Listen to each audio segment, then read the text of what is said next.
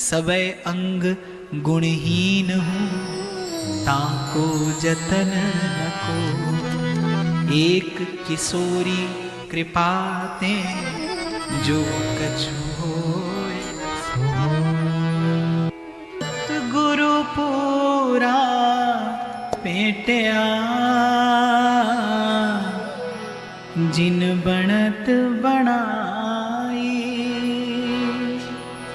राम नाम औखद दिया।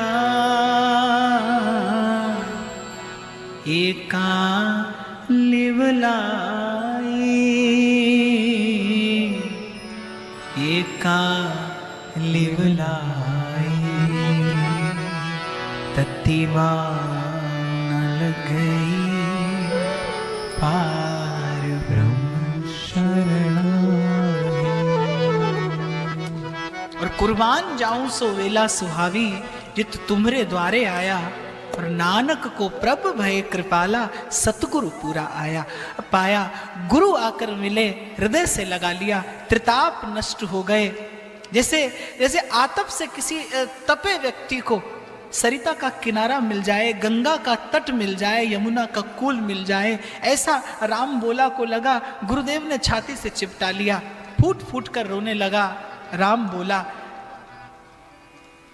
चकल दिशा कीन्हो बल अपनो, सिर ऊपर कर तार्यो। कृपा कटाक्ष अवलोकन कीनो,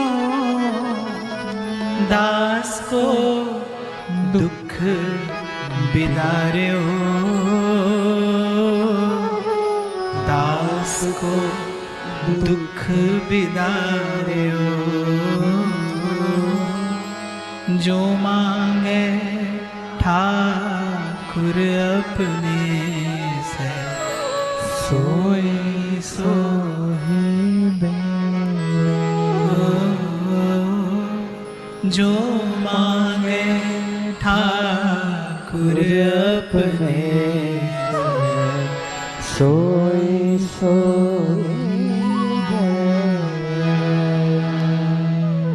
और गुरुदेव मिल गए, विश्राम मिल गया, जीवन का आरंभ हो गया। गुरुदेव ने कृपा करके सबसे पहले ले जाकर और गायत्री मंत्र की दीक्षा दिलाई। और जैसे ही गायत्री मंत्र सुना राम बोला ने, जो कहते हो तत्काल पूर्ण शुद्ध उसका उच्चारण किया। चमत्कृत हो गए ब्राह्मण बालक की प्रतिभा देखकर। और स्वामी नरहरियानंद जी भी अपने मन में विचार करने लगे कि महादेव का संकेत है, और यदि मेरा संकल्प इसमें मिल जाए तो ये बालक निश्चित रूप से लोक कल्याणकारी होगा।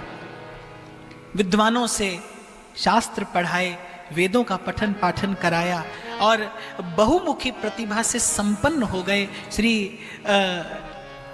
तुलसीदास जी महाराज। गुरुदेव ने कृपा करके अपनी अपनी प्रसन्नता अभिव्यक्त करने के लिए बालक का नाम रखा तुलसीदास। राम बोला, तुलसीदास हो गए। और यहीं से यात्रा आरंभ होती है रामचरितमानस के इस दिव्य चरित्र नायक की। महादेव के हृदय से प्रकट हुआ है रामचरितमानस। और जिस प्रकार गंगा के किनारे बैठने वाले को पवित्र आभा मंडल में पहुंच जाने पर किंचित उसकी पवित्रता का अनुभव होता है, ठीक उसी प्रकार ये भी एक ऐसा मान सरोवर है कि केवल इसके किनारे बैठ जाने वाला भी भक्ति की सुवास पाता है। विशुद्ध भक्ति, विशुद्ध भक्ति का भाव इसके एक पद में भरा है। और शायद इसीलिए अवतरण हुआ, क्योंकि भक्तमालकार कहते हैं कि सत्ययुग के वाल्मीकि ही कलयुग में तुलसी के रूप में प्रकट हुए।